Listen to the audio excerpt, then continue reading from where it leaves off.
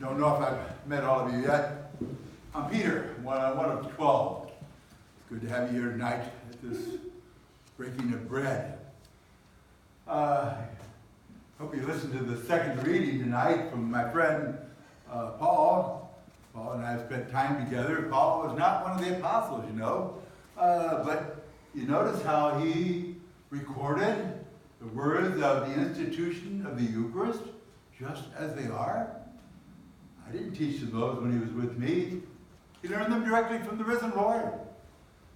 I'd like to tell you about how that night went down, where Jesus gave us the gift of the Eucharist, his body and blood.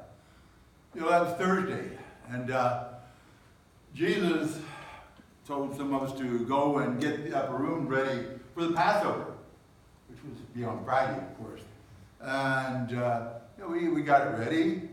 And then as evening came, Jesus said, let's go to the upper room. We thought we'd probably be staying outside somewhere again, like normal.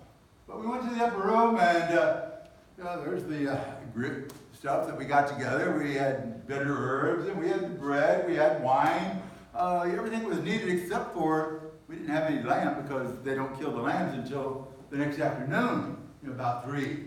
So, Jesus sat down and he started using the stuff we got together for the Passover. If you can imagine that. And it's like, Lord, you're supposed to get this for the Passover. He said, trust me. And so he went ahead and he said, he had that first glass of wine. And he started the ritual of the Passover. He said, Lord, Passover's tomorrow. Trust me.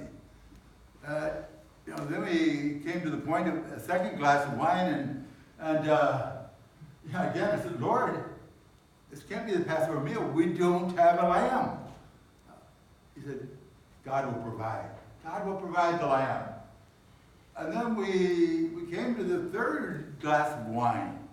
The third glass of wine is a cup of thanksgiving, celebration, thanking God for all things.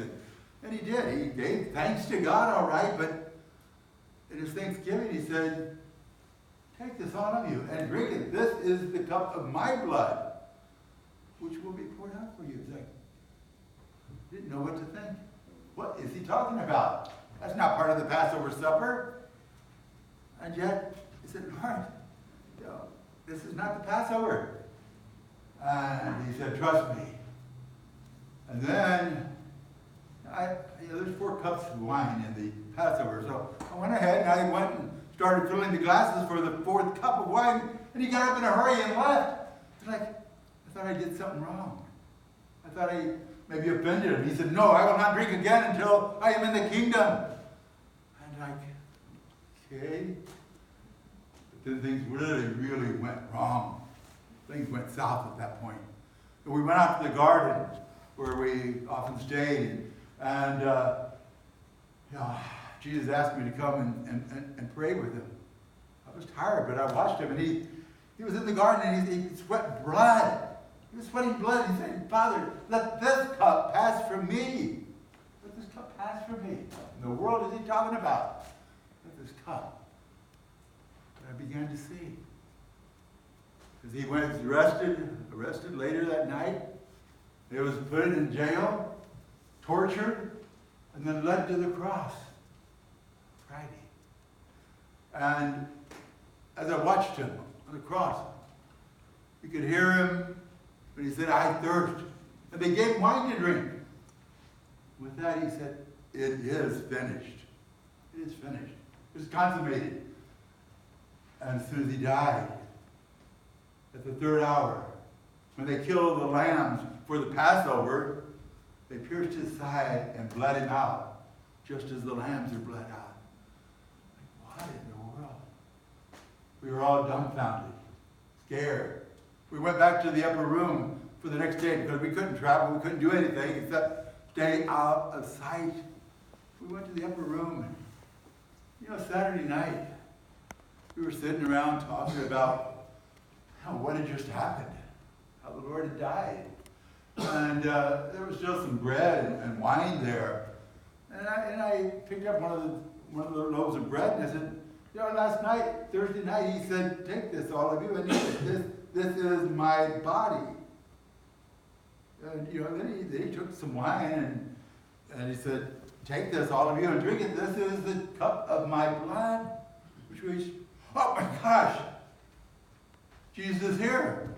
He appeared. He was with us. At those words, Christ was present. Like, wow, he has risen. I couldn't wait until morning, but I had to. Soldiers were guarding the grave. I had to go find out if he had risen.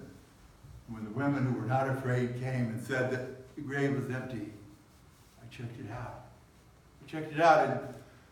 And that afternoon, two of them that were with us that night, James's parents, were on the way back to Emmaus. And they went back to Emmaus, and they said this stranger joined them, and they invited him to stay for the night. But instead of letting them be the host, they were supposed to be the ones who wait on the other. They said this stranger took a loaf of bread and said, he blessed it, and he broke it. And we recognized the risen Christ who disappeared at that moment. We had to come back and see the apostles. They came back and told us. And we all, that night, Easter night, shared with one another the many different experiences we had that day of the risen Lord. But we recognize him now and forever in the breaking of the bread, the gift that you and I call Eucharist, the gift that we celebrate today that we call the feast of Corpus Christi. Christ Jesus, the risen Lord, is with us, truly, body, soul, and spirit. Thank you tonight for joining me at this breaking of the bread.